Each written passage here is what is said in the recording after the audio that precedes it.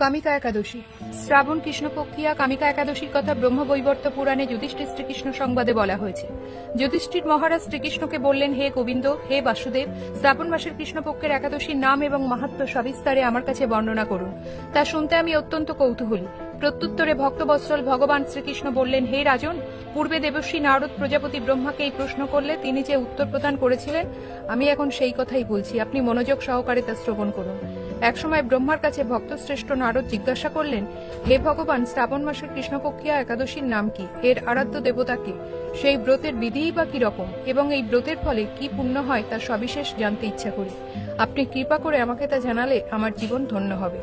শ্রী নারদের কথা শুনে ব্রহ্মা অত্যন্ত সন্তুষ্ট হলেন। তিনি বললেন, হে বৎস, জগৎ জীবের মঙ্গলের জন্য আমি তোমার প্রশ্নের যথাযথ উত্তর দিচ্ছি, তুমি তা শ্রবণ করো। শ্রাবণ মাসের কৃষ্ণপক্ষিয়া একাদশী কামিকা নামে জগতে প্রসিদ্ধা। এই একাদশীর মাহাত্ম্য শ্রবণে বাজপেয় যজ্ঞের ফল লাভ হয়। ভগবান শ্রীহরির পূজা অর্চনা অপরিমিত পুণ্য ফল প্রদানকারী।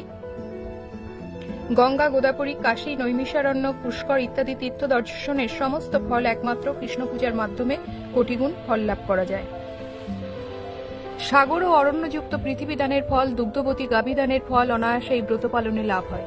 যারা পাপ পুণ্য সাগরের নিমগ্ন, এই ব্রতই তাদের উদ্ধারের একমাত্র সহজ উপায়। এই রকম পবিত্র পাপনাশক শ্রেষ্ঠ ব্রত আর জগতে নেই। শ্রীহরি স্বয়ং এই মাহাত্ম্য কীর্তন করেছেন। রাত্রি জাগরণ করে যারা এই ব্রত পালন করেন তারা কখনো দুর্দশাগ্রস্ত হন না। এই ব্রত পালনকারী কখনো নিম্ন যোনিপ্রাপ্ত হন না। কেশবপ্রিয়া তুলসীপত্রে যিনি শ্রীহরির পূজা করেন, পদ্মপাতায় জলের মতো তিনি পাপে নির্লিপ্ত থাকেন। তুলসীপত্র দিয়ে বিষ্ণু পূজায় ভগবান যেমন সন্তুষ্ট হন, মণিমুক্তাদি মূল্যবান রত্ন মাধ্যমেও তেমন প্রীত হন না। যিনি কেশবকে তুলসী মঞ্জুরি দিয়ে পূজা করেন তার জন্মার্জিত সমস্ত পাপক্ষয় হয়ে যায়। এ প্রসঙ্গে ব্রহ্মা বললেন, হে নারদ, যিনি তুলসীকে প্রত্যহ দর্শন করেন তার সকল পাপরাশি বিদূরিত হয়ে যায়। যিনি তাকে স্পর্শ করেন তার পাপমলিন দেহ পবিত্র হয়। তাকে প্রণাম করলে সমস্ত রোগ দূর হয়। তাকে জলসিঞ্চন করলে যমও তার কাছে আসতে ভয় পায়। শ্রীহরির চরণে তুলসী অর্পিত হলে ভগবত ভক্তি লাভ হয়। তাই হে কৃষ্ণ ভক্তি প্রদায়িনী, তোমায় প্রণাম করি। যে ব্যক্তি হরিবাসরে ভগবানের সামনে দীপদান করে চিত্রগুপ্ত তার পুণ্যের সংখ্যা হিসাব করতে পারে না, তার পিতৃপুরুষেরাও পরম তৃপ্তি লাভ করেন। শ্রীকৃষ্ণ বললেন, হে রাজন, আমি আপনার কাছে সর্বপাপহারিণী কামিকা একাদশীর মাহাত্ম্য বর্ণনা করলাম।